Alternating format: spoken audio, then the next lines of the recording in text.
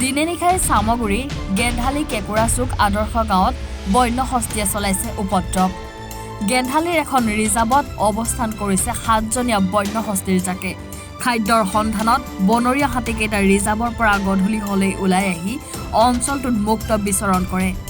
নতুনকৈ ধান পকাৰ সময়ত পথাৰত 1000ৰো অধিক বিঘা ধান খাই নষ্ট কৰিছে, যাৰ ফলত কেঁচাতে ধান কাটিবলগীয়া হৈছে কৃষকসকলে।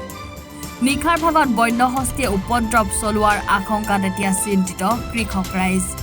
বনকৰ্মীসকলে যিমান খেদিলেও পুনৰ নিশাটোৰ ভিতৰতে হাতীকেইটা পুনৰ উভতি আহে গাঁওখনলৈ। স্থানীয় ৰাইজৰ মতে বনকৰ্মী কম হোৱাৰ বাবে হাতীকেইটা খেদিব পৰা নাই। গেন্ধালী বেবী ইয়াত কি হাতী ওলাই আছে নেকি? হাতী আমাৰ এখন কাজিৰঙাই হ'ব আৰু কিহৰ কাৰণে? এতিয়া ধৰক তেনেকেতো পাহাৰত খাবলৈ নাপায়, হয় ইয়াতে থাকে বেছিভাগ, জংঘলটো আছে। হয় আমাৰ যিখন এখন ৰিজাৰ্ভ আছে, হয় জংঘলটো চাফা কৰিছিলে, পিছত ফৰেষ্টৰ আহিলে মানা কৰিলে, অৱস্থা তেনে থাকি গ'ল আৰু। কিমান হাতী আছে? এতিয়াতো হাতীটো সেয়া ওলাই আছে, চাওক সেয়া দেখিছেনে, হাতী ওলাই আছে। এতিয়াতো 6-7জন দেখি আছে আপোনালোকেও। হয় তেনেকে ধৰক ৰাতিপুৱা ধৰক ঘূৰিয়ে ফুৰিছে ধৰক। তাৰমানে নিশা হ'লে উপদ্ৰৱ চলাই নেকি গাঁৱত? চলি আছে। আপোনাৰ পৰহি আমাৰ এইখনতে মানুহৰ বেৰ এখন ভাঙিলে। ধান চান কাটিব মানুহে পাৰিছে জানো? তেনেকে অসুবিধা, এতিয়া মানুহ ধৰক তাত ধান কাটিছে, আজি অসুবিধা হৈছে। কেঁচাতে কাটিব লগা হৈছে। তেনেকুৱা ময়ো কাটিছো, তেনেকে কেঁচাতে কাটি নিছো। যিখিনি ধৰক পাবলৈ সেইখিনি ফল পোৱা নাই।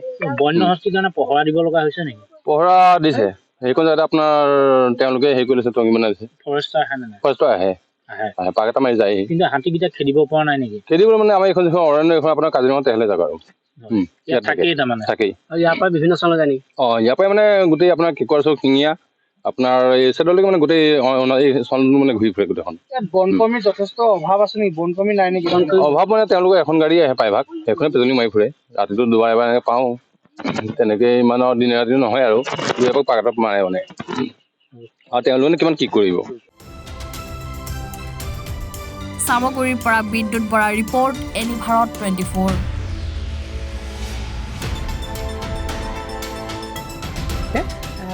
জুবিন গাৰ্গৰ গীতসমূহৰ ওপৰত আধাৰিত গানে কি আনে নামৰ এটা সুন্দৰ অনুষ্ঠান আপোনালোকৰ ওচৰলৈ আহি আছে অতি শীঘ্ৰে।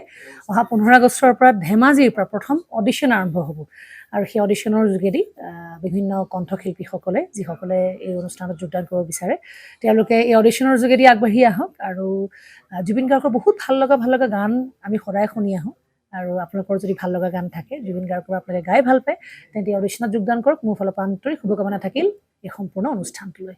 ধন্যবাদ।